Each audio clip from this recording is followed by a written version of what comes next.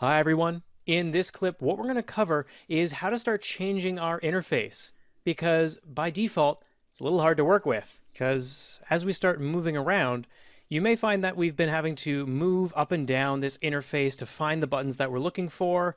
We've had to start clicking on different things, opening up brushes, finding the parts that we want. It's not very intuitive for when you're starting out. So we're going to want to make something a bit more custom. Let's go up here again and find that brush that we like. Let's go to standard, for example. Now I can press Control Alt and click. Now what you'll see in the top corner here is press any key combination to assign a custom hotkey. Now I am very specifically not moving my mouse. If I move my mouse off of this button, then basically what's going to happen is hotkey note operation canceled. Let's just click that again. Basically what's happening is as long as I keep my mouse over this, so again, Control Alt, click, and now I can set the hotkey to whatever I want. Any button I press on my keyboard will immediately set a hotkey to this. So I'm going to press 1. So now you can see hotkey note, custom hotkey assigned successfully. So if I go over here, you can see I got the move tool set up. If I press 1, I've now switched immediately to the standard brush. Great. So again, I could go in here and I could do that with any of these. So it's incredibly powerful. So if I go over here again to move and I Control Alt click it, I could press maybe Control W, because I use Max a lot, 3D Studio Max, and W is the key that I use for moving. So for me, Control W makes sense for me to be able to use the move key. So for example, let's say I'm sculpting with the brush here. I've got something that I like going on, but I want to move some of the larger shapes. I press Control W right now, and now I've got the move key. So now I've got that all set up, and I can start to move things, press 1, and I can start to sculpt things. And I can do this with any of these different pieces here. On top of that, if I wanted to start getting easier access to any of these buttons, I can get it. So for example, if I Alt Control click on this, I can also set a hotkey to this button, or Dynamesh, or really anything. But what becomes really powerful, let's just open this little button up here, and let's get rid of this piece. I don't need to see that at the moment, is I can create custom docking interfaces. If I go to Preferences, one thing to keep in mind is when you're setting hotkeys, you need to make sure that you store them or save them to a file immediately. If ZBrush crashes at any point when you've set a hotkey, it will not be saved. So when you reload ZBrush, those hotkeys will be gone. I've made loads of hotkeys that I've had to redo over and over again. What I want to do, though, is change my configuration through here. So my configuration is my UI. Now, I could change some of the colors if I wanted to by just kind of clicking through here. Those will change the colors of my interface, which is pretty neat, but it also can change my layout. So for example, if I change this layout, I could start with different setups at the bottom, different setups through the top, different options that are going to kind of appear around my canvas, bigger space here or less, or no interface at all, really. These all just depend on the kind of thing that you want to work with. This is very minimal compared to the other ones. Generally speaking, I've worked with this one a lot. It just happens to be the one that I've liked and worked with for a long time. But let's open this back up, get rid of materials. If I wanted to make my own custom one, I can go into Config, Enable Customize, and I could start moving things around. Let's say, you know what, I don't want Z-cut at all. I'm just going to Control, click, and drag this, maybe somewhere else. Maybe just drag it out into this empty space. Get rid of it, don't want it anymore. What if I wanted to start moving any of these various pieces around? Let's get rid of this. I don't need this or this, but maybe I want better access to my polyframe. So just Control, click, and drag this up, and you can move these things around. I'm going to Control, click, drag this out into that empty space and just move these things around. Let's say if I open this up, let's just Alt click this here, for example. We get access to all these different buttons. I could Control, click, drag this somewhere else. That's maybe a little bit more useful for me. There we go. That works pretty decent. I could start to pull more out here. All these different pieces I can now start getting quick access to. When I wanted to turn that off, I could say Enable Customize turned off, and then I can start setting shortcut keys again.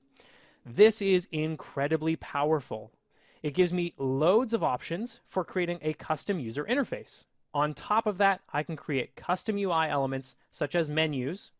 Let's just say, let's call this test menu. Basically, it'll create a new little menu for me. It's going to get resorted through here. There we go. Let's just drag this over to this side. And I'm going to just Control Alt click. Let's just turn off our enable customize here, Control Alt click this. If I set a control key to this, let's say E for example, then when I press E in my viewport, I immediately get that tab popping up. And I can put things in there as well. So let's say enable customize, custom UI, and I could just go ahead and create a custom sub palette, drag this over into this. I could name this whatever I want, and I could drop in various things. Let's say like my brushes, for example. Just drag all these various pieces in here, and I've got suddenly, when I press E, any of those quick little buttons that I wanted access to right here in my viewport. So I could just close that up and get access to this here. So the one that I use specifically is a custom UI setup, which I'm just going to load up here in the background. And here it is. So in this UI setup, basically I've made things very accessible for me. First off, I've got my brushes over here in an accessible palette. If I press A on my keyboard, I get access to some of my mouse settings. So these are basically stroke settings. So if I alt-click the stroke area here, I can see these stroke settings that I get. Things like lazy mouse, which is incredibly useful to use. Let's just close that up.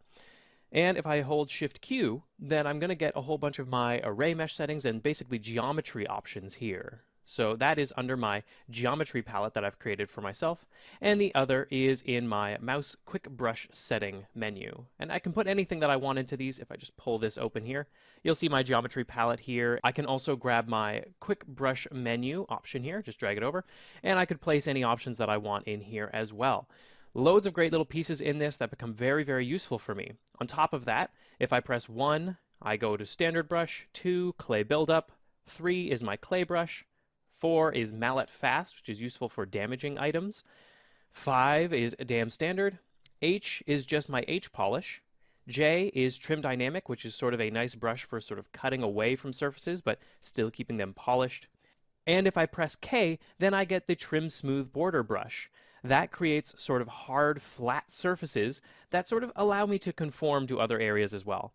These are basically the setups that I use that keep things moving very nice and quickly. Now, if I wanted to load them up myself, all I need to do is go to Preferences, and under Config, I just need to load up Load UI, and then pick from the option that I have, which is in our Demos area, say Open. And then if I go in here to Preferences as well, hotkeys can be set up by loading a text file, which is located here as well. So if I open both of those up, that'll work just fine. Now, the one thing that I do need to make sure that I do is in my config, I need to make sure that I save the UI to a file if I need an external one, or I need to make sure that I store the config file. What this will do is make sure that this configuration loads every time that you start ZBrush. Now, if, for example, you load ZBrush and you've done a store, but it didn't seem to load properly, just make sure you go to Restore Custom UI. When you click this, that'll make sure that it restores your custom UI in case it reverts to the standard, because sometimes it can tend to be a little bit buggy. But make sure that you do these before you close down ZBrush. They will not save otherwise. The same goes for hotkeys. Make sure that you save this to an external hotkey file if you're trying to change those things, or make sure that you store them so again they will load when you start up ZBrush. This is important because even if ZBrush crashes, all of this stuff will be lost, and you don't want to do that. And that's about it. We've learned a lot about ZBrush in this module, so let's start to recap what we've covered so far. We've covered how to navigate ZBrush's interface, how to sculpt inside of ZBrush using various different kinds of brushes, Dynamesh, and masking to be able to sculpt exactly what we want. And finally, we've learned how to use the transpose and movement tools to be able to do a lot more with our sculpts inside of ZBrush.